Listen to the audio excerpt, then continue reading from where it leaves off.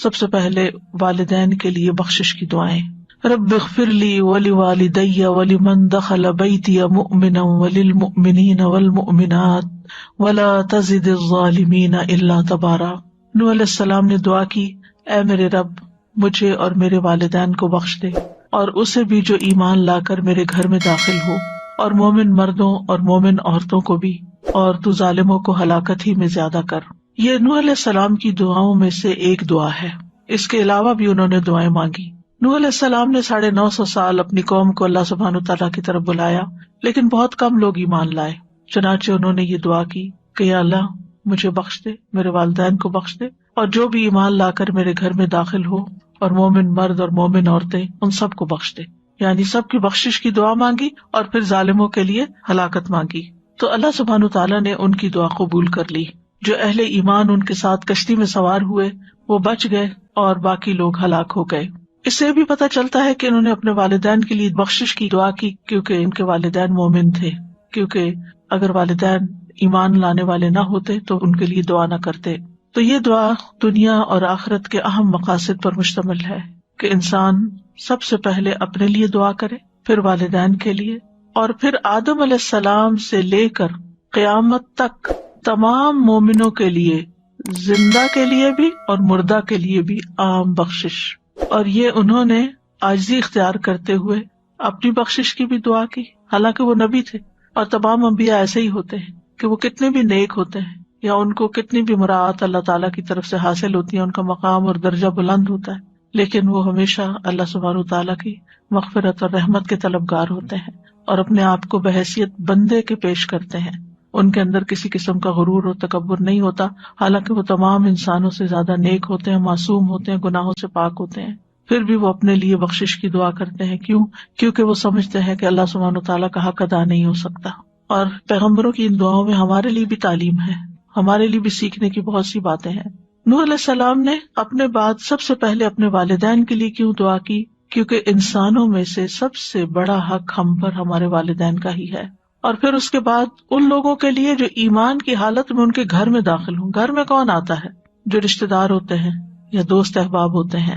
اور پھر تمام مومن مردوں اور عورتوں کا بھی نام الگ لیا، وَلِلْمُؤْمِنِينَ وَالْمُؤْمِنَاتِ. یعنی ترتیب آپ دیکھیے، اور اس ترتیب میں بھی سیکھنے کی چیز ہے کہ دعا کیسے مانگتے ہیں. جب بھی آپ دعا کریں پہلے اپنے لیے، پھر والدین کے لیے، پھر رشتے داروں کے لیے، اور پھر عمومی طور پر سارے ایمان والوں کے لیے، آدم علیہ السلام کے زمانے سے لے کر قیامت تک کے مومنوں کے لیے. وَلِلْمُؤْمِنِينَ وَالْمُؤْمِنَاتِ، عمومی طور پر سب اہل ایمان اس میں داخل ہو جاتے ہیں. اور پھر آپ دیکھیے کہ اس سے یہ بھی پتہ چلتا ہے کہ رشتے داروں کے علاوہ ان لوگوں کا بھی ہم پر حق ہوتا ہے جو ہمارے ساتھ کسی طرح کے تعلق میں ہوتے ہیں، جو ہمارے دوست احباب ہوتے ہیں، ان کو بھی دعاؤں میں یاد رکھنا چاہیے. یعنی جو میرے گھر میں داخل ہوا کا ایک معنی علماء نے یہ کیا کہ جو میری مسجد میں آیا، یعنی انبیاء علیہ السلام جہاں تعلیم و تدریس کا کام کرتے ہیں، جو بھی وہاں آتے ہیں ان کی بھی بخشش. ایک معنی یہ بھی کیا گیا کہ جو میرے دین میں داخل ہوا، یعنی جس نے میری دعوت قبول کر لی. اور اس کے علاوہ پھر میری قوم کے مومن مرد اور عورتیں، اور دوسرا یہ کہ قیامت تک آنے والے مومن مرد اور عورتیں. اور پھر ولا تزد الظالمین، اور ظالموں سے مراد یہاں کافر ہیں، انکار کرنے والے. اللہ تبارا یعنی اللہ ہلاکا، کہ ان کو ہلاکت میں ہی بڑھا دینا، ان کا بس اب نقصان ہی نقصان ہو. تو اس دعا سے ہمیں یہ پتہ چلتا ہے کہ استغفار کرنا سب پر لازم ہے، چاہے پیغمبر ہیں یا ان کے علاوہ باقی نیک لوگ ہیں، سبھی کو استغفار کرنی چاہیے، کیونکہ انبیاء اپنے لیے بخشش کی دعا کرتے رہتے ہیں. اور انسان کو ہمیشہ اللہ تعالیٰ سے معافی مانگتے رہنا چاہیے. اور پھر یہ بھی ہے کہ خاص طور پر والدین کے لیے دعا کرنا بڑا ضروری ہے. رسول اللہ صلی اللہ علیہ وسلم نے فرمایا، اللہ عز و جل جنت میں ایک نیک آدمی کے درجات کو بلند کرتا ہے تو وہ پوچھتا ہے کہ اے میرے رب، میرے یہ درجات کہاں سے آئے؟ اللہ تعالیٰ فرماتا ہے تیرے حق میں تیری اولاد کے استغفار کی برکت سے، یعنی تیرے بچے تیرے لیے استغفار کر رہے تھے. اور پھر سارے مومن مردوں اور عورتوں کے لیے ہم سب کو لازم ہے کہ دعا کریں، اور اس سے سب کا ایک طرح سے حق ادا ہوتا ہے. یعنی جتنے بھی اہل ایمان ہیں ان میں سے ہر ایک کا دوسرے پر کچھ حق ہے، کیونکہ ہر ایک کا دوسرے پر کچھ احسان ہے. وہ ہمارے لیے دعا کرتے ہیں، ہم ان کے لیے دعا کرتے ہیں، چاہے ہم ان کو جانتے ہوں یا نہ، یا وہ ہمیں جانتے ہوں یا نہ. جو لوگ بھی ایمان کے رشتے میں بندھے ہوئے ہیں ان سب کا ایک دوسرے پر حق ہے کہ وہ ایک دوسرے کا خیال کرے. اور پھر اس میں درجے ہیں، سب ایک درجے پر نہیں ہے. کچھ کو ہم نہیں جانتے، کچھ کو ہم جانتے ہیں. پھر جاننے والوں میں سے بھی کچھ کو ہم سرسری جانتے ہیں، کچھ کو زیادہ جانتے ہیں. کچھ کے ہم پر احسانات ہوتے ہیں، کچھ کے کم ہوتے ہیں، کچھ کے زیادہ ہوتے ہیں. تو جیسے جیسے جس کے ساتھ تعلق ہو اسی اعتبار سے اس کے لیے دعائیں بھی کرنی چاہیے، چاہے وہ زندہ ہو چاہے فوت ہو چکا ہو. یعنی بخشش کی دعا صرف اس وقت نہیں کہ جب کوئی فوت ہو جائے، کیونکہ عام طور پر ہم کسی کے لیے بخشش کب مانگتے ہیں؟ جب وہ فوت ہو جائے تو کہتے ہیں اس کی بخشش کی دعا کرتے. نہیں، جب زندہ ہے اس وقت بھی اس کو اس دعا کی ضرورت ہے.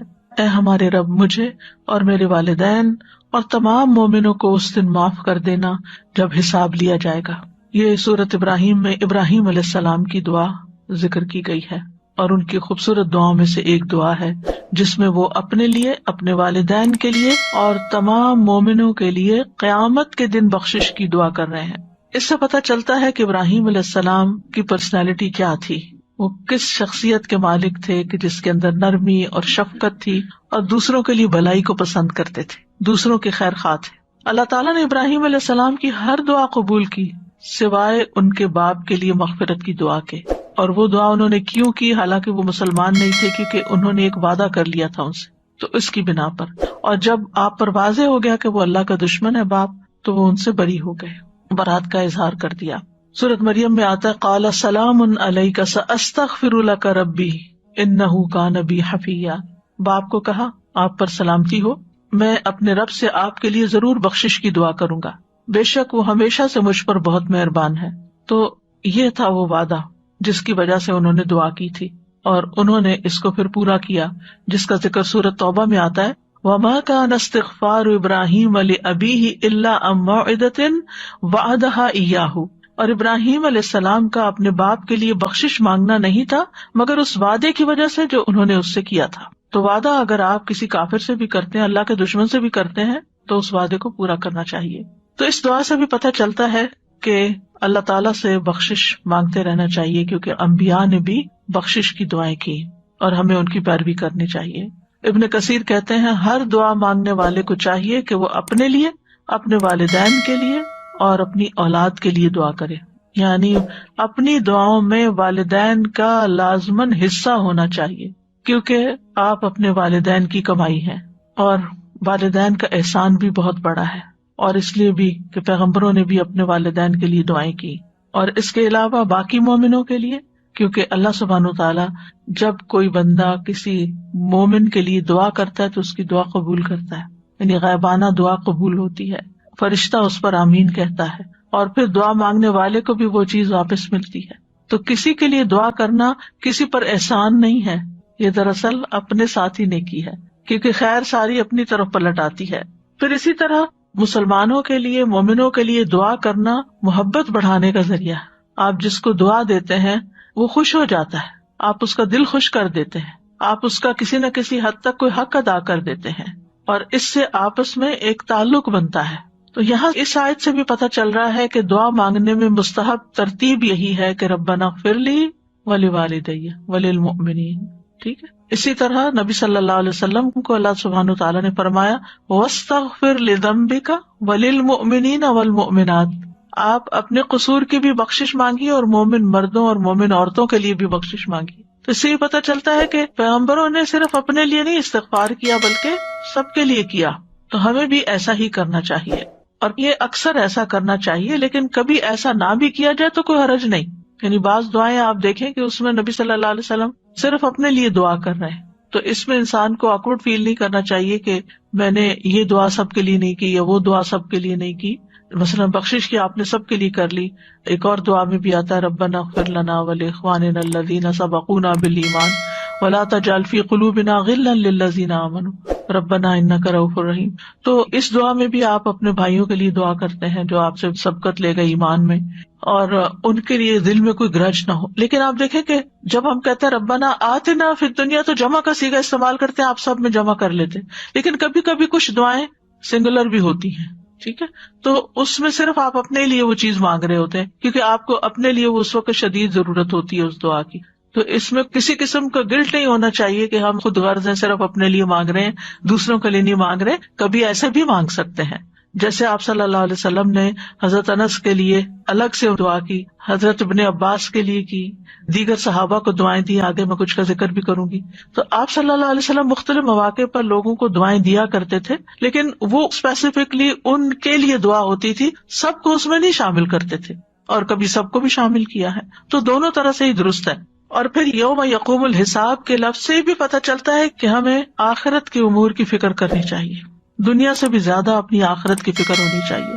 اور پھر یہ دعائیں ہمیں بہت کچھ سکھاتی ہیں، ان دعاؤں کا ڈیٹیل میں مطالعہ بھی کرنا چاہیے. الحمدللہ اللہ کی توفیق سے ہم مسلسل ایسا کر رہے ہیں کہ ان دعاؤں کو ڈیٹیل سے پڑھ رہے ہیں، تو ان کے معنی بھی سمجھنے چاہیے، ان کی ترتیب بھی سمجھنی چاہیے، ان کی حکمت بھی سمجھنی چاہیے، اور ان کی پیروی بھی کرنی چاہیے کہ کس طرح انتہائی مختصر الفاظ کے ساتھ بہترین خوبصورت عبارت کے ساتھ دعائیں مانگی گئی ہیں. یعنی آپ نے اگر دنیا میں کسی سے کچھ مانگنا ہو، انسان ہے نا، ضرورت پڑ جاتی ہے، تو آپ کو کس طرح مانگنا چاہیے، کس طرح سوال کرنا چاہیے، کتنی بات کرنی چاہیے، اور الفاظ کا کیسا چناؤ ہونا چاہیے.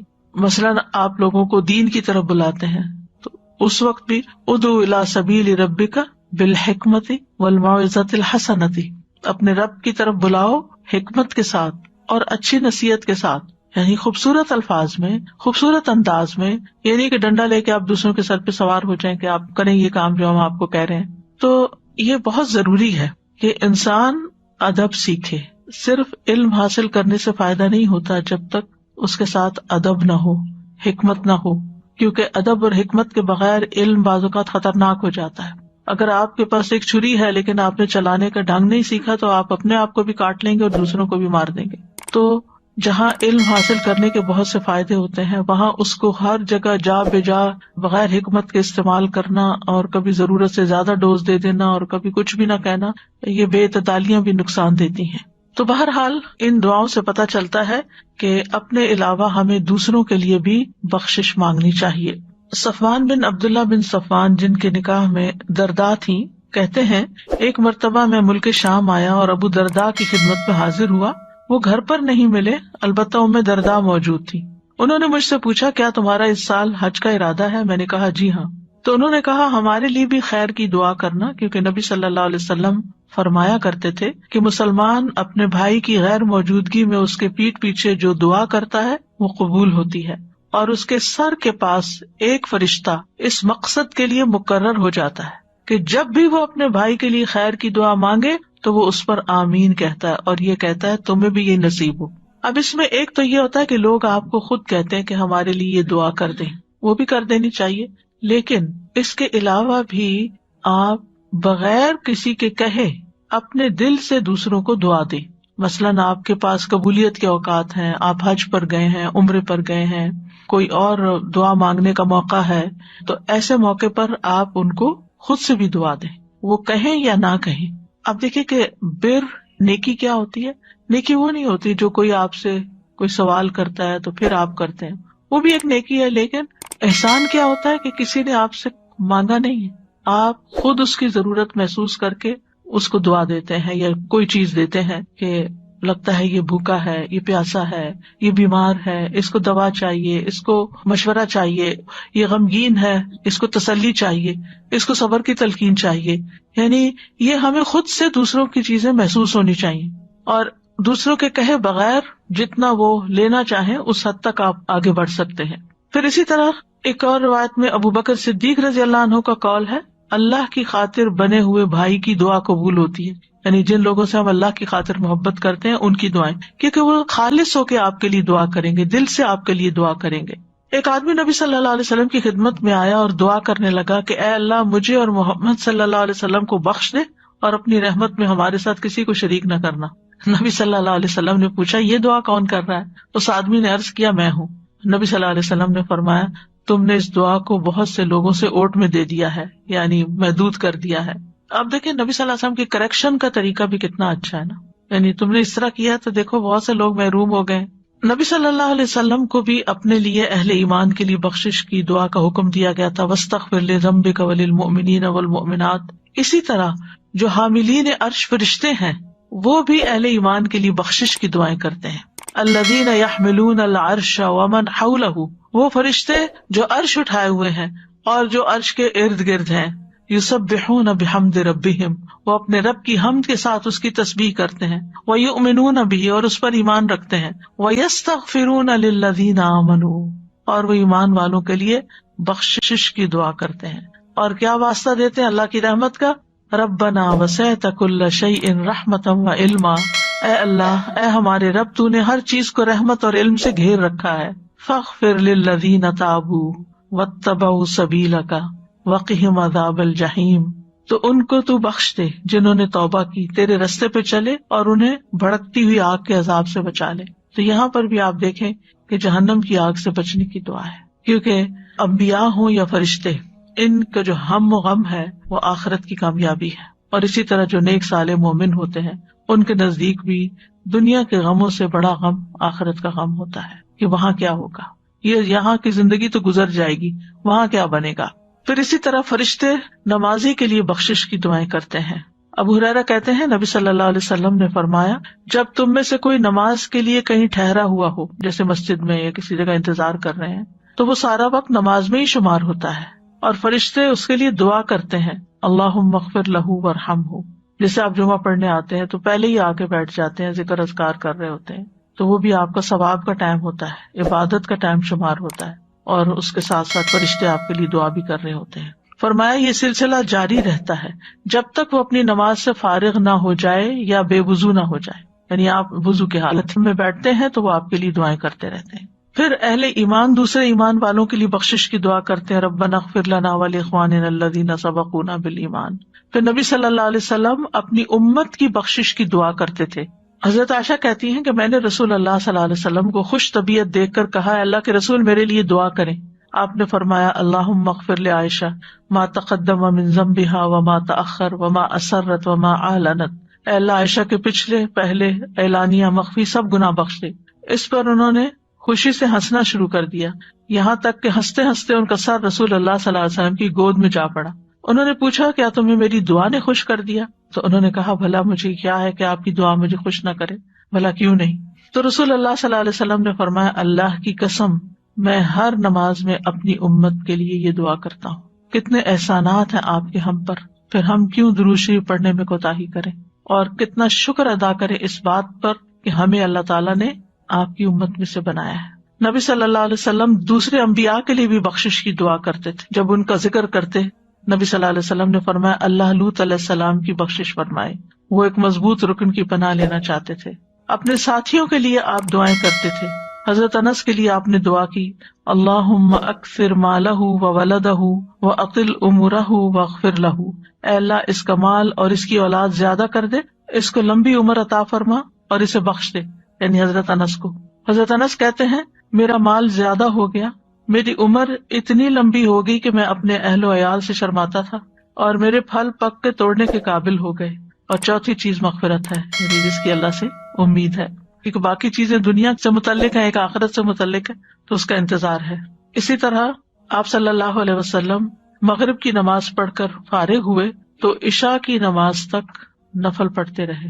آج کل موقع ہے ہم مغرب پڑھ کر ایک دم اٹھنا چاہیں، ہم نے صرف مغرب کے 2 نفل ایکسٹرا رکھے ہوئے، بس وہ پابند کیے ہوئے، حالانکہ ان کا کہیں ذکر نہیں ہے کہ وہ 2 ہی پڑھے، آپ 2، 4، 6، 8 جتنے پڑھ سکے، لیکن اگر کم سے کم 2 پڑھے تو بھی ٹھیک ہے۔ تو حذیفہ بن یمان آپ کے پاس آئے اور انہوں نے مغرب کی نماز آپ کے ساتھ پڑھی، اور پھر نفل نماز پڑھتے رہے، پھر عشاء ہوئی، پھر آپ نے عشاء پڑھی۔ یعنی ضروری نہیں کہ یہ روز پڑھے جائیں، لیکن ایٹ لیسٹ جیسے آخری عشرہ ہے تو اس میں آپ ہر چیز میں تھوڑا تھوڑا حصہ بڑھا دیں۔ تو وہ کہتے ہیں کہ آپ نماز سے فارغ ہو کے نکلے تو میں بھی آپ کے پیچھے پیچھے چل پڑا۔ آپ نے پوچھا کون ہے، یعنی کون پیچھے پیچھے آ رہا، آواز آ رہی ہوگی جوتوں کی۔ میں نے کہا حذیفہ۔ آپ نے فرمایا، اللہم اغفر لحذیفہ ولأمہ، اے اللہ حذیفہ اور اس کی ماں کو بخش دے۔ یعنی آپ جا رہے ہیں اور کوئی بات نہیں کرنے کی، کوئی قریب سے آپ کے گزر رہا ہے، کسی کو آپ سلام کر رہے ہیں، کسی کو آپ دعا دے رہے ہیں، تو یہ ایک اچھے اخلاق کی علامت ہے۔ اس سے پتہ چلتا ہے کہ آپ کا دل دوسروں کے لیے صاف ہے، آپ دوسروں کے خیر خواہ ہیں، اور پھر ان کے منہ پہ بھی دعا دینی چاہیے، اللہ آپ کو جزائے خیر دے، اللہ تعالیٰ آپ کی عمر دراز کرے۔ یہ ہم سمجھتے ہیں کہ شاید صرف بوڑھے لوگوں کا کام ہے، بزرگوں کا کام ہے، یہ چند ریلیجس فگرز کا کام ہے کہ وہ لوگوں کو دعائیں دیں اور باقی لوگ فارغ ہیں۔ نہیں، یہ ہر ایک کو ایک دوسرے کو دعا دیتے رہنا چاہیے، کوئی ہمارے ساتھ احسان کرے یا ویسے بھی یعنی ضروری نہیں کہ کوئی ہمارا کوئی کام کرے تو پھر ہی ہم دعا دیں، ویسے بھی دعا دیں. ابو ایاس کہتے ہیں میرے والد بچپن میں نبی صلی اللہ علیہ وسلم کی خدمت میں حاضر ہوئے، آپ نے ان کے سر پہ ہاتھ پھیرا، ان کے لیے بخشش کی دعا کی. وہ ساری زندگی یاد رکھا، آگے اپنے بچوں کو بھی بتا رہے ہیں کہ جب میں چھوٹا تھا تو میرے ساتھ یہ ہوا تھا. پھر اسی طرح اپنے ساتھیوں اور ان کے اہل و عیال کے لیے بھی بخشش کی دعا کرنی چاہیے، صرف اپنے دوستوں کے لیے نہیں، ان کے آگے رشتے داروں کے لیے بھی. ابن عباس کہتے ہیں کہ رسول اللہ صلی اللہ علیہ وسلم نے عباس رضی اللہ عنہ سے فرمایا، پیر کی صبح کو آپ اپنے بیٹے کے ساتھ میرے پاس آئیے. چچا کو کہا میں آپ کے حق میں ایسی دعا کروں جس سے آپ کو اور آپ کے بیٹے کو فائدہ پہنچے، یعنی اسے دعا کرنے کے لیے بلایا. پھر وہ صبح کو گئے، ہم بھی ان کے ساتھ گئے یعنی والد کے. تو آپ نے ہمیں ایک چادر اڑا دی، پھر دعا کی، اللہم اغفر للعباس وولدہ مغفرۃ ظاہرۃ وباطنۃ لا تغادر ذنبا اللہم احفظہ فی ولدہ. اے اللہ عباس کی اور ان کے بیٹے کی بخشش فرمائیے، ایسی بخشش جو ظاہر اور باطن دونوں اعتبار سے ہو، ایسی ہو کہ کوئی گناہ نہ چھوڑے. اے اللہ ان کی حفاظت فرما، ان کے بیٹے کے سلسلے میں بھی ان کی حفاظت کر، یعنی اس کے حقوق کی ادائیگی کی انہیں توفیق عطا کر، یعنی ان کو توفیق دے کہ اپنے بچوں کے صحیح لک آفٹر کریں. کتنی خوبصورت دعا ہے، اور اسپیشلی اس کے لیے بولا آپ آنا، میں آپ کے لیے دعا کروں گا. ٹھیک. پھر میزبان کی بخشش کی دعا بھی کرنی چاہیے. عبداللہ بن بصر مازنی کہتے ہیں ایک مرتبہ میرے والد نے رسول اللہ صلی اللہ علیہ وسلم کو کھانے پر بلانے کے لیے مجھے بھیجا، آپ میرے ساتھ آ گئے. جب گھر کے قریب پہنچے تو میں نے جلدی سے جا کر اپنے والدین کو بتایا کہ آ گئے ہیں، تو وہ دونوں گھر سے باہر آ گئے. رسول اللہ صلی اللہ علیہ وسلم کا استقبال کیا، آپ کو خوش آمدید کہا. پھر ہم نے ایک دبیس چادر، تھک چادر جو ہمارے پاس تھی بچھا دی. رسول اللہ صلی اللہ علیہ وسلم اس پر بیٹھ گئے. پھر والد صاحب نے میری والدہ سے کہا کھانا لاؤ. چنانچہ وہ ایک پیالہ لے کر آئیں جس میں پانی اور نمک ملے آٹے سے روٹی بنی ہوئی تھی. انہوں نے وہ برتن رسول اللہ صلی اللہ علیہ وسلم کے سامنے لا کر رکھ دیا. رسول اللہ صلی اللہ علیہ وسلم نے فرمایا بسم اللہ پڑھ کر کناروں سے کھاؤ، یعنی سائڈ سے کھاؤ، درمیان کا حصہ چھوڑ دو کیونکہ برکت اس حصے پر اترتی ہے، یعنی بیچ میں اترتی ہے. پھر رسول اللہ صلی اللہ علیہ وسلم نے اسے تناول فرمایا، ہم نے بھی کھایا پھر بھی وہ بچ گئی.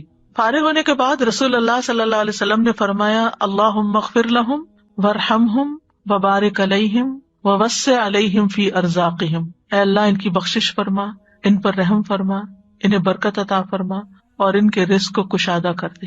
اس سارے قصے میں آپ دیکھیے یعنی ڈیلنگ میں کتنی سادگی ہے، کتنی آسانی ہے اور کتنی محبت ہے، کیونکہ اصل توجہ کھانے پینے پہ نہیں ہے، اصل توجہ ریلیشن شپ پہ ہے، اس سارے اخلاق پر ہے جو ایک دوسرے کے ساتھ برتا جا رہا ہے، کہ کس طرح ویلکم کیا، کس طرح بٹھایا. ظاہر ہے جس طرح کا گھر تھا، جو میسر تھا، سب سے اچھی چادر بچھا دی، نیچے ہی بیٹھ گئے.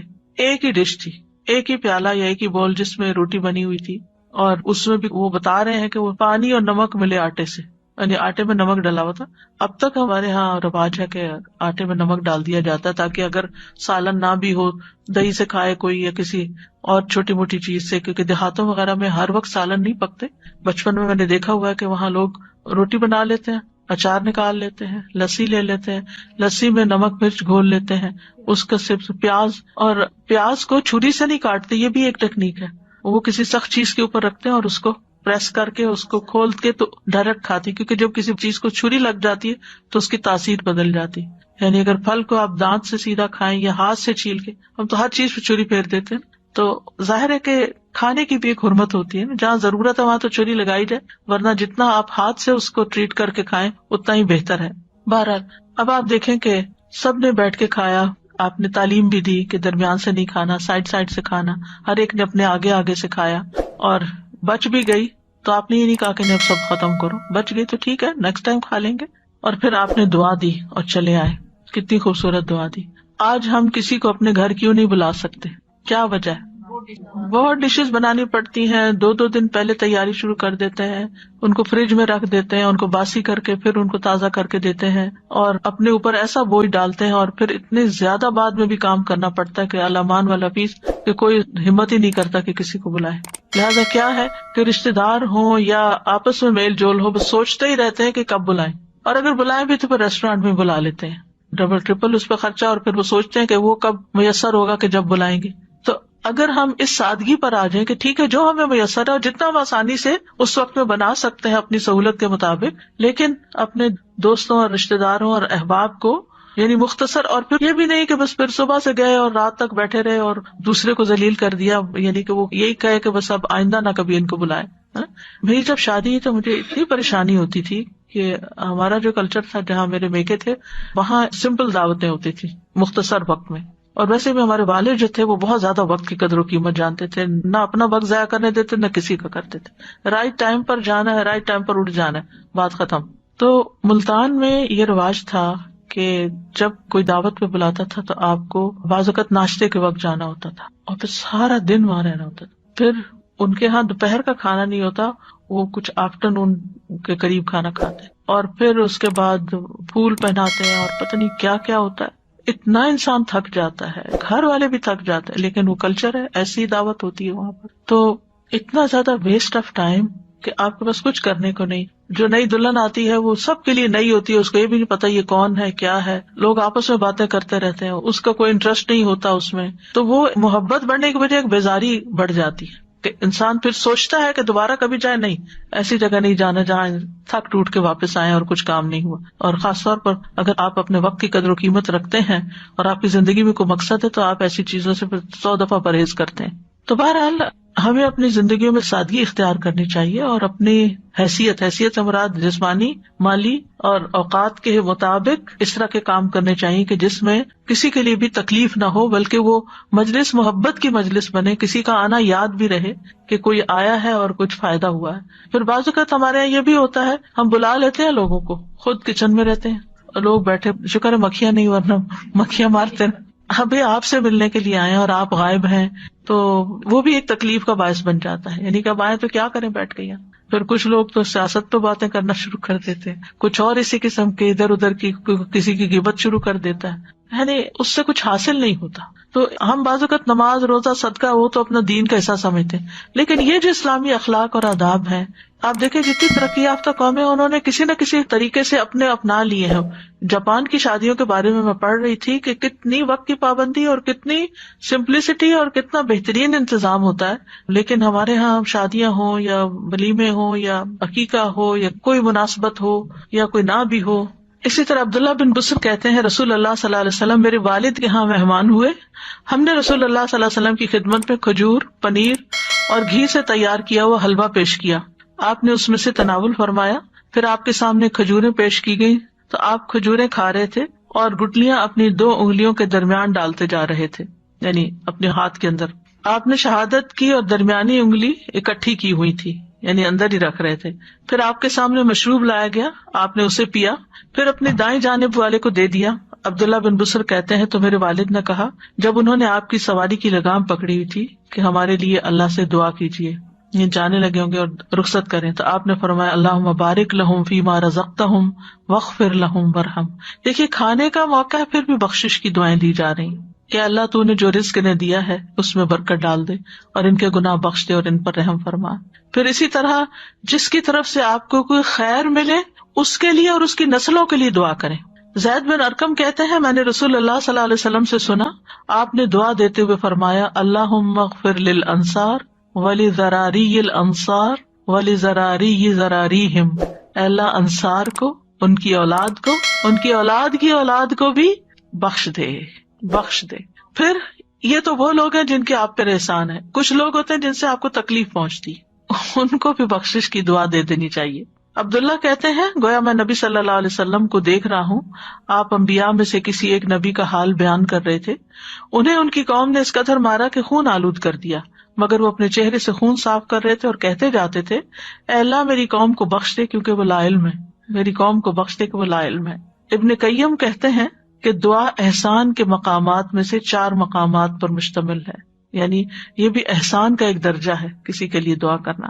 اگر کسی کی طرف سے شدید صدمہ پہنچے، کوئی آپ کو ہرٹ کر دے تو اس کو بھی دعا دے دیں غفر اللہ لکم. حضرت عائشہ کہتی ہیں جب غزوہ احد میں مشرکین شکست خوردہ ہوئے تو ابلیس نے چلا کر کہا اللہ کے بندو اپنے پیچھے والوں کی خبر لو. آگے والے پچھلے والوں پر ٹوٹ پڑے اور آپس میں الجھ گئے. اس دوران حضرت حذیفہ نے دیکھا ان کے والد یمان بھی پیچھے تھے. انہوں نے کہا اللہ کے بندو یہ میرے والد ہیں، یہ میرے والد ہیں. لیکن اللہ کی قسم مسلمان نہ رکے اور انہوں نے ان کو قتل کر دیا اور وہ مسلمان تھے. حضرت حذیفہ نے صرف اتنا کہا غفر اللہ لکم، بس. کوئی رونا دھونا نہیں ڈالا، کوئی اینالائز نہیں کرنے لگے پھر فلاں نے یہ کیا، ایسا ہو گیا ویسا ہو گیا. سب کی بخشش کی دعا کر دی کہ غلطی ہو گئی، اللہ تم کو معاف کر دے. عروہ کہتے ہیں حذیفہ رضی اللہ عنہ ہمیشہ آخری دم تک والد کے قاتلوں کے لیے دعائے خیر کرتے رہے، یہاں تک کہ اللہ سے جا ملے۔ کیا اخلاق تھے کہ غلطی ہوئی ہے ان سے، یہ سمجھنا کہ دوسرے سے غلطی ہو گئی ہے، غلطی میں یہ کر بیٹھا ہے، جان کے نہیں کیا انہوں نے، اور دعائیں کر رہے ہیں۔ اسی طرح اگر آپس میں کسی کے ساتھ جھگڑا ہو جائے یا کچھ، تو ربیہ کہتے ہیں میں رسول اللہ صلی اللہ علیہ وسلم کی خدمت کرتا تھا، آپ نے مجھے زمین دی اور ابو بکر رضی اللہ عنہ کو بھی زمین دی، ہم پہ دنیا غالب آ گئی، ہم دونوں کا کھجور کے ایک درخت پہ جھگڑا ہو گیا، ابو بکر نے کہا یہ میری زمین کی حد میں ہے، میں نے کہا یہ میری زمین کے اندر ہے، میرے اور ابو بکر رضی اللہ عنہ کے درمیان سخت کلامی ہو گئی، تو ابو بکر رضی اللہ عنہ نے ایک ایسا کلمہ کہا جس کو میں نے ناپسند کیا، پھر وہ بھی شرمندہ ہوئے، انہوں نے کہا اے ربیہ مجھے بھی ایسے ہی کہو جو میں نے تمہیں کہا ہے تاکہ بدلہ ہو جائے، میں نے کہا میں ایسا نہیں کروں گا، ابو بکر رضی اللہ عنہ نے کہا نہیں تمہیں ضرور کہنا پڑے گا ورنہ میں رسول اللہ صلی اللہ علیہ وسلم سے فریاد کروں گا، میں نے کہا میں ایسا جملہ نہیں کہہ سکتا۔ ربیہ کہتے ہیں ابو بکر زمین چھوڑ کر نبی صلی اللہ علیہ وسلم کے پاس چلے گئے، میں بھی آپ کے پیچھے چلا گیا، یہاں تک کہ ابو بکر رضی اللہ عنہ آپ کے پاس آئے اور جو ہوا تھا ویسا ہی بیان کیا، آپ نے اپنا سر میری طرف اٹھایا، نبی صلی اللہ علیہ وسلم نے فرمایا اے ربیہ تیرے اور صدیق کے درمیان کیا معاملہ ہے، یعنی پہلے ان کی بات سنی پھر ان کی، میں نے کہا اللہ کے رسول اس طرح کا معاملہ ہوا ہے، یعنی آپ دیکھیے نبی صلی اللہ علیہ وسلم کی حکمت کی صرف اپنے دوست کی بات پر فیصلہ نہیں کیا بلکہ دوسری طرف سے بھی پوچھا کہ کیا معاملہ ہے، میں نے کہا کہ اللہ کے رسول اس طرح کا معاملہ، تو آپ نے فرمایا ٹھیک ہے تم وہ کلمہ نہ کہو، یوں کہہ دو غفر اللہ لک یا ابا بکر، اے ابو بکر اللہ تجھے معاف کر دے، آسان حل بتا دیا کہ ان کی بخشش کی دعا کر دو، ان سے غلطی ہوئی ہے ایسی بات زبان سے نکلی ہے بخشش کی دعا کر دو۔ حکمرانوں کے لیے بھی دعا کرنی چاہیے کہ اللہ ان کو ہدایت پر رکھے، اللہ ان کو سیدھی راہ دکھائے، ان کو صحیح طور پہ حکومت کرنے کی توفیق دے۔ مغیرہ بن شعبہ جب فوت ہوئے تو جریر بن عبداللہ کھڑے ہوئے اور فرمایا میں تمہیں اللہ کے تقوی کی وصیت کرتا ہوں، جو اکیلا ہے اس کا کوئی شریک نہیں، تم بات سنو اور اطاعت کرو جب تک تمہارا اور امیر نہیں آ جاتا، یعنی وہ تو فوت ہو گئے تمہارے امیر، تو اب نئے امیر تک انتظار کرو۔ پھر فرمایا مغیرہ بن شعبہ کے لیے بخشش کی دعا کرو، اللہ تعالیٰ ان کو معاف کر دے، کیونکہ مغیرہ درگزر کرنے کو پسند کرتے تھے، یعنی وہ بھی معاف کر دیا کرتے تھے، تو تم ان کے لیے معافی کی دعا کرو۔ اسی طرح سفر پہ جاتے ہوئے مسافر کے لیے بھی بخشش کی دعا کرنی چاہیے، زودک اللہ التقوی وغفر ذنبک ویسر لک الخیر حیث ما کنت، اللہ تجھے تقوی کا زیادہ راہ دے، تیرے گناہ بخش دے، تیرے لیے خیر کا حصول آسان کر دے، جہاں بھی تم ہو، جہاں بھی جا رہے ہو اللہ آسانیاں کرے۔ اور مرنے والے کے لیے تو بخشش کی دعا ہے ہی، اس کے لیے تو بخشش کی دعا کرنی ہی چاہیے۔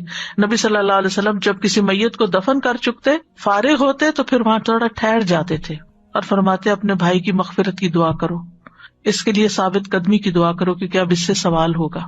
نماز جنازہ میں بھی یہ دعا پڑھتے اللہم اغفر لحینا و میتنا و شاہدنا و غائبنا و صغیرنا و کبیرنا و ذکرنا و انثانا، اے اللہ بخش دے ہمارے زندوں کو، ہمارے مردوں کو، ہمارے حاضر کو، ہمارے غائب کو، ہمارے چھوٹوں کو، ہمارے بڑوں کو، ہمارے مردوں کو، ہماری عورتوں کو، سب کو بخش دے۔ اے ہمارے رب، ہم نے ایک پکارنے والے کو سنا جو ایمان کی طرف پکار رہا تھا کہ تم اپنے رب پر ایمان لے آؤ، تو ہم ایمان لے آئے۔ اے ہمارے رب، ہمارے لیے ہمارے گناہوں کو بخش دے، ہم سے ہماری برائیوں کو دور کر دے اور ہمیں نیک لوگوں کے ساتھ فوت کر۔ یہ سورۃ آل عمران کی آخر میں یہ دعا آئی ہے جہاں اللہ تعالیٰ عقل والوں کی صفات بیان کرتے ہوئے یہ ذکر کرتے ہیں کہ وہ اپنے رب کو یاد کرتے ہیں اٹھتے بیٹھتے لیٹے ہوئے اور یہ دعائیں کرتے ہیں۔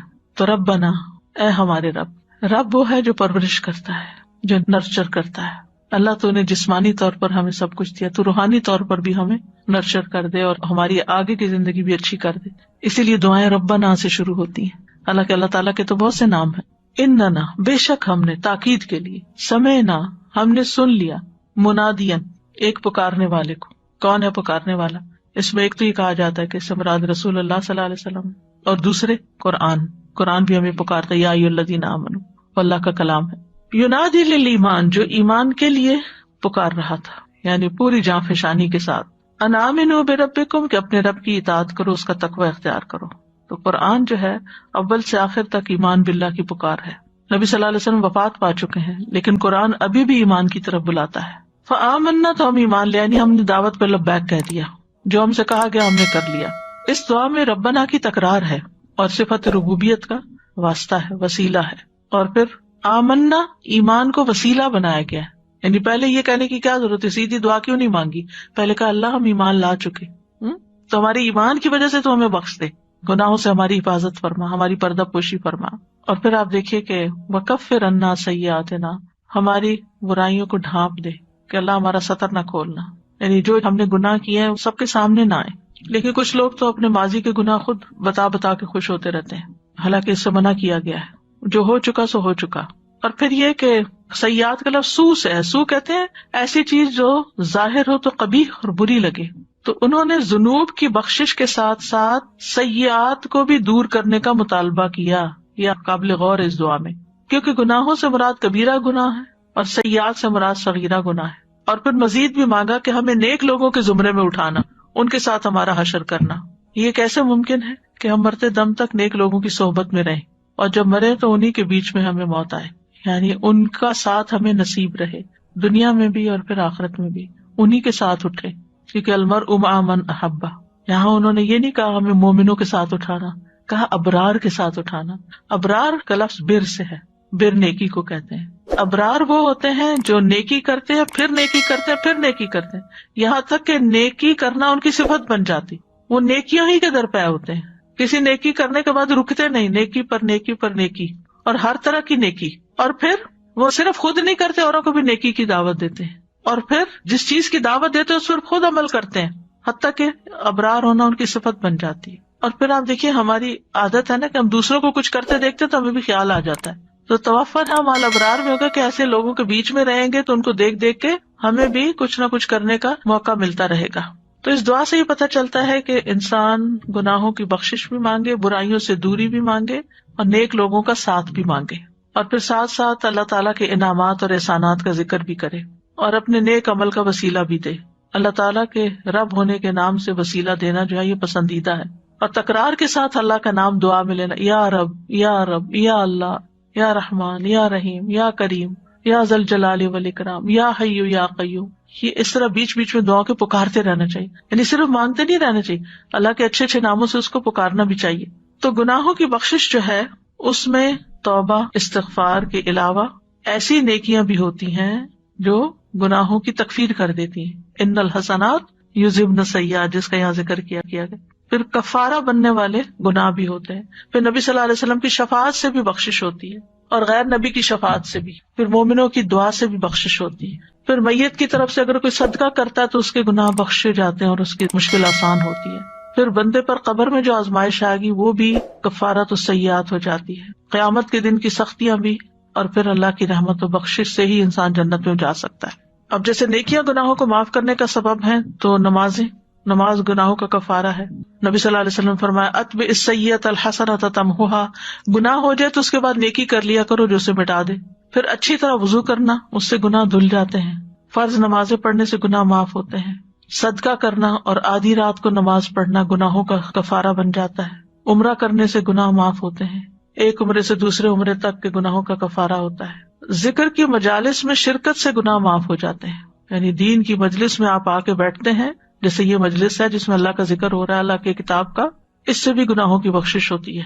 مسند احمد کی روایت ہے جب کوئی جماعت اکٹھی ہو کر اللہ کا ذکر کرتی ہے اور اس سے اس کا مقصد صرف اللہ کی رضا ہوتی ہے تو آسمان سے ایک منادی آواز لگاتا ہے کہ تم اس حال میں کھڑے ہو کہ تمہارے گناہ معاف ہو چکے ہیں اور تمہارے گناہ نیکیوں میں بدل دیے گئے.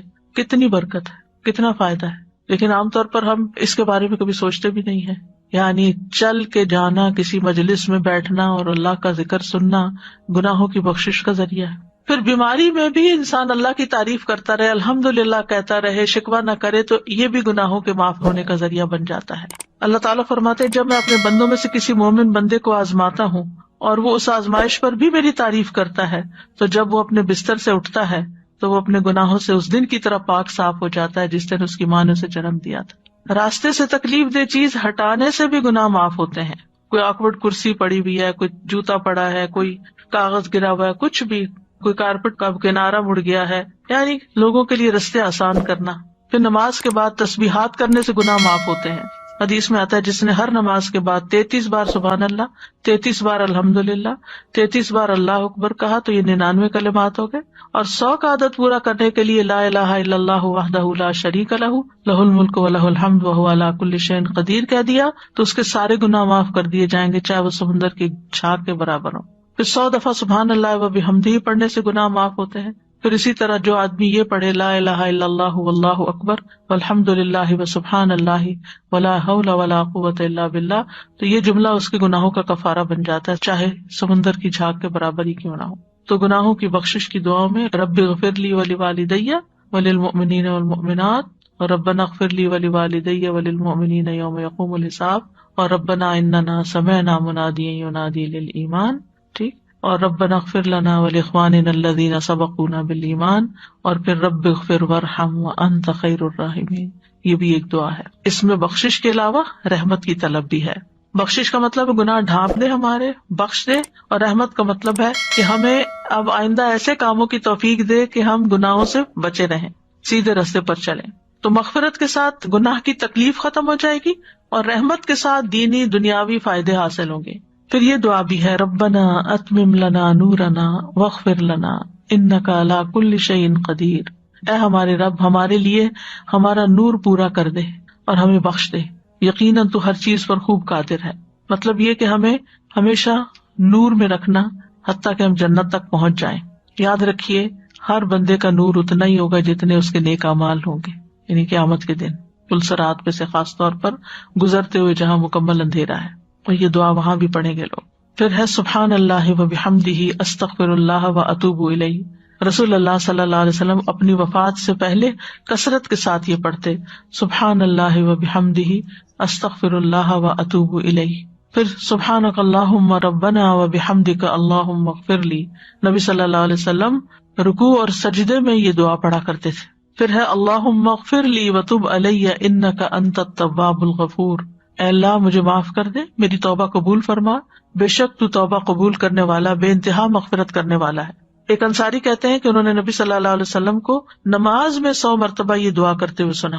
پھر ہے استغفر اللہ الذی لا الہ الا هو الحی القیوم واتوب الیہ، اس دعا کو پڑھنے سے کبیرہ گناہ بھی معاف ہوتے ہیں، جیسے جنگ سے فرار۔ پھر ایک اور دعا اللہم اغسل انی خطایای بماء الثلج والبرد ونقی قلبی من الخطایا کما نقیت الثوب الابیض من الدنس وباعد بینی وبین خطایای کما باعدت بین المشرق والمغرب، اے اللہ مجھ سے میرے گناہوں کو برف اور اولے کے پانی سے دھو دے، اور میرے دل کو خطاؤں سے اس طرح پاک صاف کر دے جس طرح تو نے سفید کپڑے کو میل سے پاک صاف کر دیا، اور مجھ میں اور میرے گناہوں میں اتنی دوری کر دے جتنی مشرق اور مغرب میں۔ اب آپ دیکھیے کہ گناہ تو ایک غیر مادی چیز ہے نا، تو بارش اور اولے اور برف پانی یہ تو دیکھنے والی چیز ہے، تو یہ ایک طرح سے ایک امیج دیا گیا ہے کہ جس طرح بارش ہوتی ہے فضا صاف ہو جاتی ہے، آسمان صاف ہو جاتا ہے، برف پڑتی ہے تو پولوشن ختم ہو جاتی ہے، تو اسی طرح اللہ تعالیٰ کی رحمت آتی ہے تو گناہ بھی انسان سے صاف ہو کے اس کی دھند چھٹ جاتی ہے، اس کے دل کا غبار ہٹ جاتا ہے اور انسان مطمئن ہو جاتا ہے۔ پھر ہے سید الاستغفار، سید الاستغفار اللہم انت ربی لا الہ الا انت خلقتنی وانا عبدک وانا علی عہدک ووعدک ما استطعت اعوذ بک من شر ما صنعت ابوء لک بنعمتک علی وابوء بذنبی فاغفر لی فانہ لا یغفر الذنوب الا انت، اے اللہ تو ہی میرا رب ہے، تیرے سوا کوئی معبود نہیں، تو نے مجھے پیدا کیا، میں تیرا بندہ ہوں، اور جہاں تک میری استطاعت ہے تیرے عہد و پیمان پہ قائم ہوں، میں تجھ سے اپنے کاموں کے شر سے پناہ مانگتا ہوں اور اپنے اوپر تیرے احسانوں کا ذکر کرتا ہوں، اور میں تیرے لیے اپنے گناہوں کا بھی اعتراف کرتا ہوں، بس تو مجھے بخش دے کیونکہ تیرے علاوہ کوئی گناہوں کو بخشنے والا نہیں ہے، یہ اللہ ہی کا کام ہے کہ بخشتا ہے، بندے تو اپنے حصے کی ذاتیاں معاف نہیں کرتے تو باقی کیا معاف کریں گے۔ سید الاستغفار پڑھنے کا بہت عظیم اجر ہے۔ آپ نے فرمایا جس نے صبح کے وقت ان کلمات میں یقین رکھتے ہوئے دل کی گہرائی سے ان کو پڑھا، پھر شام ہونے سے پہلے اسی دن اس کا انتقال ہو گیا، وہ جنتی ہے، اور جس نے ان پر یقین رکھتے ہوئے رات کے وقت ان کو پڑھ لیا پھر صبح ہونے سے پہلے انتقال کر گیا تو وہ جنتی ہے۔ صبح شام کی دعاؤں کے ساتھ بھی پڑھ سکتے ہیں اور اس کے علاوہ بھی پڑھ سکتے ہیں، نماز میں پڑھ سکتے ہیں، آخر میں التحیات کے بعد۔ نبی صلی اللہ علیہ وسلم نے اس دعا کو سید الاستغفار کا، سید کہتے ہیں سردار، یعنی استغفار کے بہت سے صیغے ہیں لیکن یہ سب سے ٹاپ پر ہے۔ کیا وجہ ہے؟ ان کے الفاظ میں ذرا غور کرتے ہیں۔ سب سے پہلے ہے اللہم انت ربی، اللہ تو میرا رب ہے، یہاں توحید ربوبیت کا اقرار ہے، اللہ کو رب مان لیا، تو نے مجھے پیدا کیا، تو ہی میرا مالک ہے، تو ہی میرا رازق ہے۔ لا الہ الا انت، اس میں توحید الوہیت کا اقرار ہے کہ اللہ تو ہی بس میرا الہ ہے، تو ہی عبادت کے لائق ہے۔ خلقتنی وانا عبدک، اس میں بندے کی طرف سے عبودیت اور عاجزی اور اللہ کے لیے فرما برداری کا اقرار ہے، یعنی تو نے مجھے پیدا کیا اور میں تیرا بندہ ہوں، میں تیرا غلام ہوں، تیرے آگے جھکا ہوا ہوں۔ وَأَنَا عَلَىٰ عَهْدِكَ وَوَعْدِكَ مَا اسْتَطَعْتُ، اس میں بندے کی طرف سے اعتراف ہے کہ میں صراط مستقیم کی پابندی کروں گا اور اس میں پوری کوشش لگا دوں گا، اپنی کمٹمنٹ نبھاؤں گا۔ وَأَنَا عَلَىٰ عَهْدِكَ وَوَعْدِكَ مَا اسْتَطَعْتُ، جتنی میری ہمت ہوئی میں اس کے مطابق کمٹمنٹس نبھاؤں گا، تیرے ساتھ عبادت کا، تیری الوہیت کا، جو میں نے عہد کیا کہ تو ہی میرا رب ہے، الستو بربکم، تو میں اس کو پورا کروں گا۔ اعوذ بک من شر ما صنعت، اس میں بندے کی طرف سے تمام شر اور گناہوں اور نافرمانیوں سے اللہ کی پناہ طلب کی گئی ہے، یعنی جو گناہ ہم سے ہو جاتے ہیں ان کا جو نتیجہ ہوتا ہے برا، اس سے بھی پناہ مانگی گئی۔ اعوذ بک من شر ما صنعت، یعنی یہ تو نہیں ہو سکتا نا کہ آپ غلط بات کہیں اور اس کا کوئی نقصان نہ ہو، کوئی نتیجہ نہ نکلے، بس ایسے ہی ہوا میں اڑ گئی بات نہیں، وہ لکھی جاتی ہے، اس پہ پکڑ ہو سکتی ہے۔ تو اللہ اب غلطی ہو گئی، منہ سے نکل گئی، اب آپ ہمیں معاف کر دیں، میں اس کا اعتراف کرتا ہوں۔ ابوء لک بنعمتک علیہ، اس میں بندے کا اللہ کی نعمتوں اور اس کے فضل و کرم کا اقرار اور اعتراف ہے کہ اللہ سبحانہ وتعالی بندے پر طرح طرح کے انعامات کرتا ہے کہ میں ان کو مانتا ہوں، آئی ایکنالج۔ وَأَبُوءُ لَكَ بِذَنبِي، اور اس میں بندے کا اعتراف اور اقرار ہے کہ خاص گناہ ہے یا عام، میں اس کا اقرار کرتا ہوں، میں مانتا ہوں میں گناہگار ہوں۔ عجیب انسان ہے نا کہ ویسے کہتا رہتا ہے میں تو بڑا گناہگار انسان ہوں، کمزور انسان ہوں، لیکن جب کوئی مشکل آتی ہے تو کہتے ہیں میں نے کون سا گناہ کیا، دل سے کچھ نہیں کہہ رہے ہوتے نا، اوپر اوپر سے باتیں کر رہے ہوتے ہیں۔ تو یہاں پر دل سے کہنا ہے کہ میں اقرار کرتا ہوں تو مجھ پہ نعمتیں کرتا اور میں جب آپ میں گناہ کرتا ہوں، کیونکہ بخشش ہوتی تب ہے جب پہلے آپ مان جائیں کہ ہاں آپ نے غلطی کی ہے، اگر آپ نے کی نہیں تو پھر کس بات کی بخشش مانگ رہے ہیں، اگر آپ یہی سمجھتے ہیں۔ فاغفر لی فانہ لا یغفر الذنوب الا انت، اس میں اللہ تعالیٰ سے مغفرت طلب کی گئی ہے اور اللہ تعالیٰ کے سامنے عاجزی اور انکساری کا اظہار ہے۔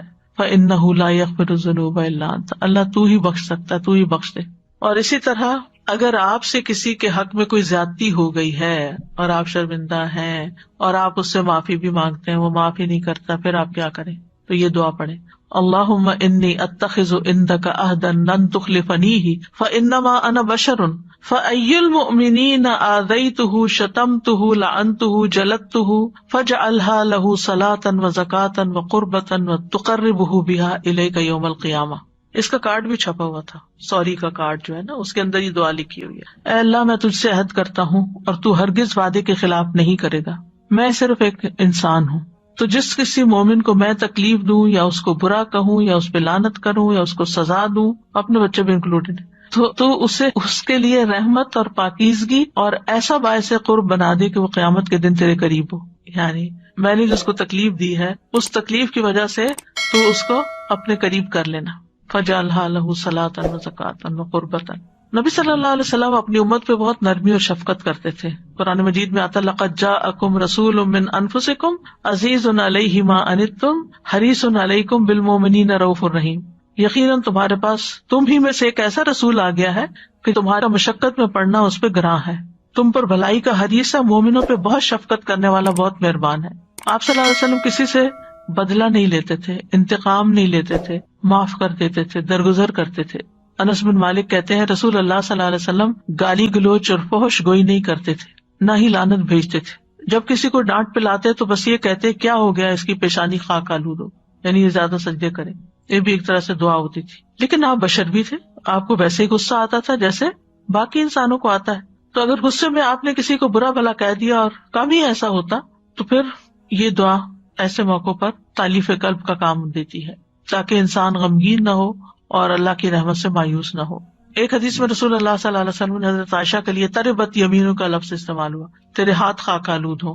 ایک جگہ نبی صلی اللہ علیہ وسلم نے حضرت صفیہ کو کہا اقرا حلقہ، کاٹی مونڈی، پتہ نہیں آپ کی پنجابی میں ہے یا نہیں، ہمارے یہاں بچوں کو ڈانٹتے تھے، کہتے تھے سر منی، سر کو سر کہتے ہیں پنجابی میں، سر منی، منی کا مطلب منڈائے، یعنی تمہارا سر مونڈا جائے، تم نے یہ کیا کیا، ٹھیک ہے، یہ پیار کی ڈانٹ ہے، یہ تمہارا ہاتھ خاک آلود ہو، تمہارا اقرا حلقہ۔ تو بہرحال یہ ظاہر تعجب کے لیے کچھ کلمات ہوتے ہیں یا پیار سے بلانے کے لیے، تو نبی صلی اللہ علیہ وسلم بعض اوقات کسی کو پیار سے ڈانٹنا چاہتے تو اس طرح بھی انہیں ایک انسانی انداز میں بات کرتے تھے تاکہ دوسروں کو سمجھ بھی آئے۔ تو بہرحال یہ دعائیں ہیں جو نبی صلی اللہ علیہ وسلم نے مانگی اور ہمیں سکھائیں تاکہ ہم غمگین نہ رہیں، اللہ کی رحمت سے مایوس نہ ہوں، بار بار بے چین نہ رہیں، کیونکہ گناہ بندے کو ستاتے بھی ہیں اور انسان چاہتا ہے کہ ان سے باہر نکلے. تو اس کے لیے ضروری ہے اپنے لیے بھی بخشش کی دعا کریں، والدین کے لیے بھی کریں، مومن مردوں اور عورتوں کے لیے، رشتہ داروں دوستوں کے لیے، سب کے لیے. اللہ سبحانہ وتعالیٰ ہم سب کی بخشش فرمائے. السلام علیکم استاد جی، آپ نے فرمایا کہ غیر نبی کی شفاعت، اس پہ تھوڑا سا کلیئر کر دیں گے؟ جیسے حافظ قرآن کی شفاعت ہوگی، مطلب وہ شہید دوسروں کی کے حق شفاعت میں ہوگی. شفاعت کریں. جی ہاں، دوسروں کے حق میں. اور دوسرا آپ نے کہا کہ گناہ جو ہے وہ نیکیوں میں بدل جائیں گے، تو نیکیوں کی توفیق ہو جائے گی یا وہی جو گناہ کیے ہوں گے دونوں وہ طرح نیکیوں کی توفیق بھی اور پچھلے گناہ ادھر شفٹ ہو جائیں گے نیکیاں بن کے. عباد الرحمان کی صفات میں بھی یہ بات آتی ہے. جی سزا جی، یہ جو آپ نے پہلے بات کہی تھی نا کہ حکمت کے ساتھ لوگوں کو دعا دینی چاہیے، کہ پتہ ہونا چاہیے کہ کسی کو رزق کی ضرورت ہوتی ہے، کسی کو صحت کی ضرورت ہوتی ہے، کوئی بچوں کی طرف سے پریشان ہوتا ہے، تو حکمت بہت ضروری ہوتی ہے. ابھی ہم ایک شادی پر گئے اور بےچارے بچوں کی شادی ہو رہی، اور قاری صاحب جو آئے تھے ادھر دعا کرنے کے لیے، انہوں نے مسلسل ایک ہی چیز 4 شادیوں پہ، وہ کوئی بات کر رہے تھے اور انہوں نے 4 شادیوں پہ اتنا زور دیا تو سارے ہنس رہے تھے، ایک دوسرے کی طرف دیکھی کہ حکمت ہوتی ہے کہ کیا موقع ہے آپ ان کو برکت کی دعا دیں اور ان کے لیے خوشی کی دعا دیں. یعنی کبھی وہ سنت کو بھی دیکھ لیں کہ نبی صلی اللہ علیہ وسلم نے کتنے موقعوں پہ ایسا خطبہ دیا، اس طرح کی اسپیچ کی. میرا ایک سوال تھا والدین کے مناسبت سے کہ جو ہمارے اسٹیپ پیرنٹس ہوتے ہیں ان کے لیے ہمارے کیا حقوق ہیں جو دنیا سے چلے گئے ہیں یا ہمارے ساتھ ہیں، جیسے ہمارے ان کے ساتھ بھی حسن سلوک کرنا چاہیے. جن والدین نے ہمیں پیدا کیا ان کا حق تو سب سے بڑا ہے ہی، لیکن جو دوسرے والدین ہیں جیسے نانی نانا ہے، بعض اوقات وہ پالتے ہیں، یا ایسی یعنی اڈاپٹ کیا کسی نے، یا پھر ستیلے ہیں، یا ساس ہیں، یا پھر روحانی والدین ہیں، استاد ہیں یا مینٹور ہیں، تو یہ سب بھی حسن سلوک کے مستحق ہے. یعنی عام رشتہ داروں اور عام دوستوں وغیرہ سے زیادہ ان کا حق ہوگا. جیسے میری امی بڑی امی جو تھیں وہ لاول تھیں، ہم ہی ان کے بچے. جی، تو پھر آپ پر ان کے ساتھ حسن سلوک واجب آتا ہے. ٹھیک ہے نا. تو بہرحال استغفار کے آخر میں یہ بات کرنا چاہوں گی کہ استغفار وہی کر سکتا ہے جو اپنا محاسبہ کرتا رہے. دنیا میں ہمیں عمل کے لیے آزادی تو دی گئی ہے، لیکن ہم حقیقت میں آزاد نہیں، انجام میں آزاد نہیں ہے. انجام تو اللہ کے ہاتھ میں ہے. ٹھیک ہے. اس وقت ہمیں اختیار ہے، جو چاہیں بولیں، جو چاہیں کہیں، لیکن اس کا نتیجہ کیا نکلنے والا ہے یہ ہمارے اختیار میں نہیں ہے، وہ اللہ ہی کے اختیار میں. لہٰذا اگر دنیا میں ہم سے کوئی غلطی ہو جائے، کوئی کڑوا بول لیں یا کوئی سختی کر دیں کسی پر، تو پھر دوسری دفعہ اچھا بھی کریں، اس کو میٹھے بول سے بدل دیں. لیکن پھر بھی گلٹ ایک رہ جاتی ہے نا، تو اپنے لیے بھی اور اس شخص کے لیے بھی استغفار کریں. بعض غلطیاں ایسی ہوتی ہیں کہ ان کا انجام دنیا میں نظر آ جاتا ہے، دنیا میں ہی ظاہر ہو جاتا ہے، لیکن کچھ ایسے ہیں جن کا انجام تو کل ہی پتہ چلے گا. جب موت آئے گی تو سارا اعمال نامہ سامنے آ جائے گا کہ کرتے کیا رہے، تو وہ بڑی سخت ریگریٹ کا وقت ہوگا. تو اس سے پہلے انسان اپنے لیے استغفار کرتا رہے. تو عقل مند وہی ہے جو ہر روز اپنا محاسبہ کرے کہ آج میں نے کس کے ساتھ کیا کیا اور آج میں نے اللہ کے حق میں کہاں کمی کی. یعنی اپنا بے لاگ جائزہ، اپنے ساتھ کوئی رحم نہیں. جو غلطی کی ہے اس کو مانے ہم، تب استغفار قبول ہوگی، تب توبہ قبول ہوگی. اور یہ کیوں کروایا جاتا ہے؟ تاکہ ہم غلطی کر کے پلٹیں. یعنی توبہ استغفار کا ایک فائدہ یہ بھی ہے کہ ہم غلطی پہ غلطی کرتے نہ جائیں بلکہ ہم رک جائیں. اور آپ دیکھیں کہ جس شخص کو یہ احساس ہو نا اس نے غلطی کی ہے، تو پھر وہ غلطی کر کے فوراً اگر توبہ کرنے والا اور اچھا انسان ہے تو وہ پلٹ آئے گا. بالکل ایسے ہی جب آپ مثلاً گھر سے نکلے کسی کے گھر جانے کے لیے، اور اگر آپ کو پتا چلے کہ اوہ آپ نے تو ہائی وے الٹ لے لی ہے، جہاں سے نہیں مڑنا چاہیے تو وہاں سے، تو آپ کیا کریں گے؟ اپنی غلطی پہ کیا کریں گے؟ چلو ہم آگے پکنک کر آتے ہیں، کیا چھوڑو اس کے گھر جانا، واپس پلٹیں گے. بالکل یہی ہے، واپس پلٹنا ہے.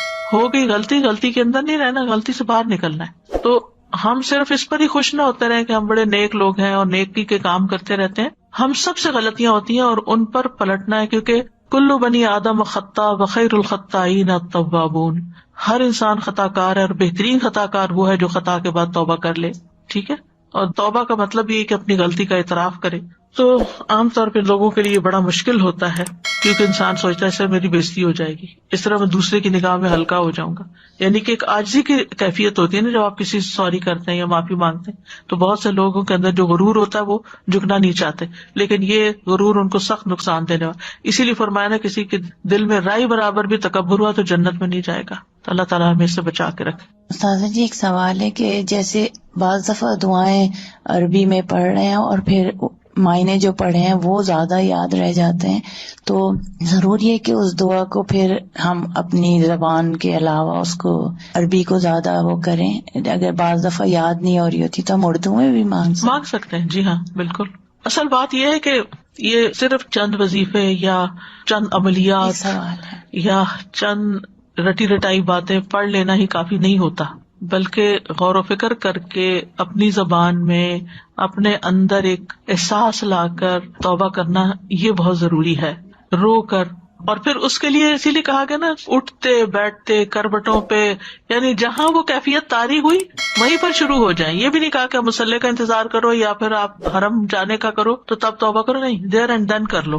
ایک اور چیز کہ جیسے آپ نے کہا تھا نا کسی کو بھی دعائیں دے سکتے ہیں، تو ہم جیسے پانی پی رہے ہوتے ہیں تو دھیان آتا ہے اللہ تعالیٰ ہمیں آپ نے جیسے پانی دیا، اللہ جن کے پاس نہیں ہے ان کو بھی دے. کھانا کھایا ایسے مانگ سکتے ہیں. خیر خواہی تو یہی ہے نا کہ انسان کے پاس جو کچھ ہے وہ دوسرے کے لیے بھی وہی چاہے. ایمان کا تقاضا ہی یہی ہے، نہ کہ جس کے پاس ہے اس کو دیکھ کے حسد کرتا رہے. اصل میں تقویٰ کا مطلب یہی ہے کہ شعوری احساس والی زندگی بسر کریں. استاذہ جی بشر ہونے کے ناطے، انسان ہونے کے ناطے بہت ساری غلطیاں انسان سے ہوتی چلی جاتی ہیں، اور مجھے تو یہ لگتا ہے کہ یہ جو چھوٹی غلطیاں یہ بھی انسان کو جو پلٹ کے واپس لاتی ہیں نا، میں سمجھتی ہوں کہ یہ بہت بڑی نعمت ہوتی کہ اگر ہم سے کوئی غلطی ہو جائے اور پھر احساس ہو جائے اور پھر ہم فوراً اس کی توبہ کر لیں. لیکن ہمارے ہاں یہ ہوتا ہے کہ ہم دوسرے کی کوئی پرابلم آ جائے، کسی کو کوئی دیکھ لیں تکلیف میں تو کہتے ہیں ہاں اس کو یہ اس کی وجہ سے پکڑ آئی تھی، اس کو یہ وجہ ہے، ہر وقت کی اس کی وجہ سے اس کی پکڑ ہوتی ہے. لیکن اپنا ہی طرف محاسبہ، عقل مند تو وہی ہے نا جو اپنا محاسبہ کرتا رہے. اوکے، وآخر دعوانا ان الحمد للہ رب العالمین. سبحانک اللہم وبحمدک، اشہد ان لا الہ الا انت، استغفرک واتوب الیک. السلام علیکم ورحمۃ اللہ وبرکاتہ.